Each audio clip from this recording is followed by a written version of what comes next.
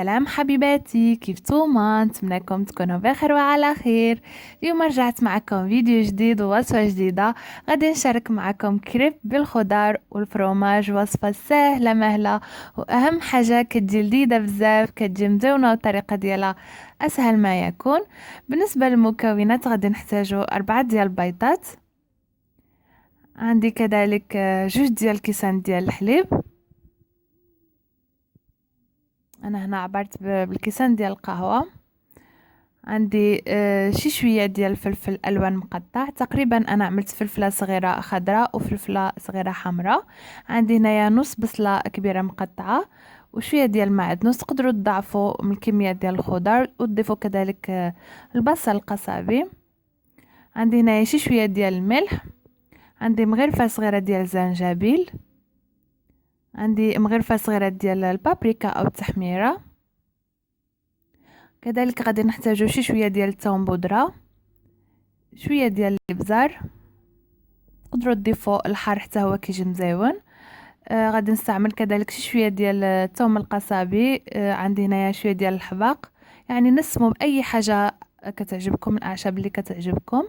عندي هنايا شويه ديال البصل المجفف. وغادي نحتاج كذلك شويه ديال الفرomاج محكوك، تقدروا تستعملوا ايدام او موتزاريلا او تخلطوا ما بيناتهم. عندي هنايا كاس ونصف ديال الدقيق، عبرت بنفس الكاس اللي عبرت به الحليب، كاس ونصف ديال الدقيق اللي غربلته. ودابا نبقاو مع الطريقه ديال التحضير. دابا في واحد الاناء كنوضع ديك 4 ديال البيضات.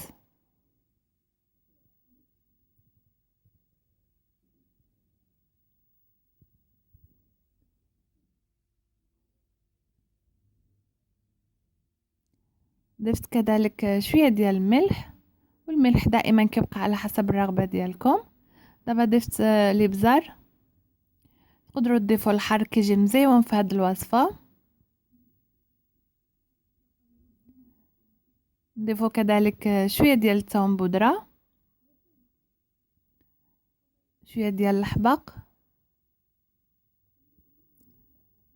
وشويه كذلك ديال لاسيبوليت او الثوم القصابي، يعني نضيفوا اي اعشاب منسمه كتعجبكم. ضفت كذلك شويه ديال البصل المجفف، يعني شحال ما نكهتوه اكثر كيجي مزيون. ضفت كذلك شويه ديال الزنجبيل، شويه ديال التحميره. دابا كنضيف ديك البصل والفلفل الالوان مقطع والمعدنوس. تقدروا تضيفوا المعدنوس بالزايد كيجي مزيون، كيكون بكثره. انا ضفت شي شويه على حسب اللي متوفر عندي. ودابا غادي نخلط هاد العناصر. دابا هنا غادي نخلط 2 ديال الكيسان ديال الحليب مع ديك كاس ونص ديال الدقيق. غادي نبقى نضيف الحليب عفوا شويه بشويه وانا كنخلط باش ما يتكورش معايا.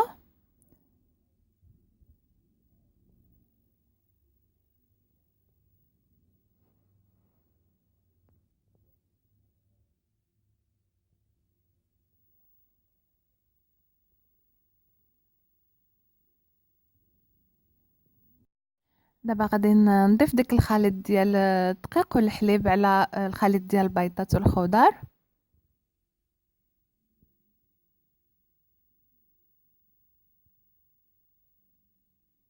وغادي نخلط هاد العناصر مع بعض حتى كينسجموا.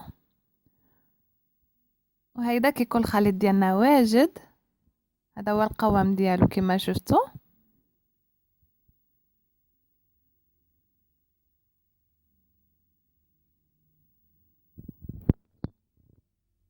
دابا من بعد ما وجدت الخليط ديالي كما شفتوا، كناخذ واحد المقلاة تكون خاصه عنا بالكريب، وتكون غير لاصقه، دهنتها بشي شويه ديال الزبده، يعني مسحتها غير شي شويه بالزبده وخليتها تسخن. كما شفتوا انا بديت كنطيب هنايا الكريب ديالي، ودائما كنطيبوه على واحد العافيه اللي تكون متوسطه. دابا غادي نقلبو من الجهه الاخرى.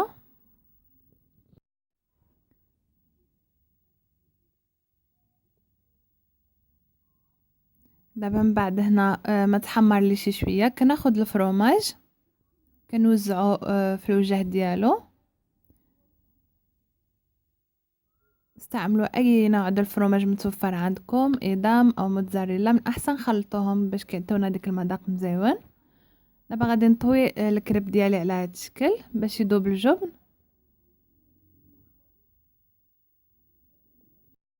دابا غادي نعاود معكم وحده اخرى بنفس الطريقه.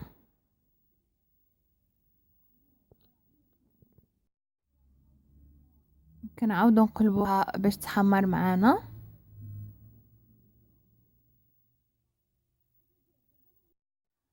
دابا هنا كما كتشوفوا غادي نوزع الفرماج على الوجه ديال الكريب،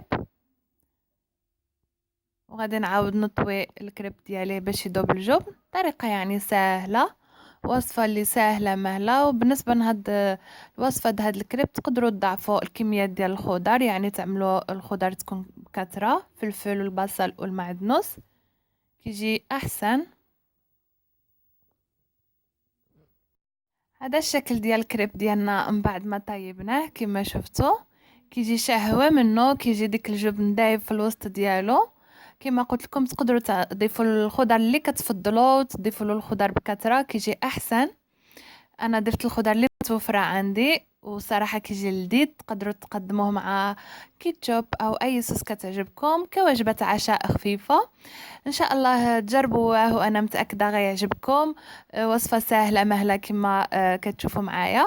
الا عجبكم فيديو ديالي اليوم ما تنساوش تشتركوا معايا في القناه، تفعلوا الجرس باش يبقى يوصلكم جديد الوصفات ديالي، وبارطاجوا مع الاهل والاحباب ديالكم. كما كنقول لكم هادشي كيفرحني وكيشجعني نبقى ننزلكم شيوات جديده. وان شاء الله نتلاقاو فيديو جديد مع وصفه جديده، وخليتكم على خير.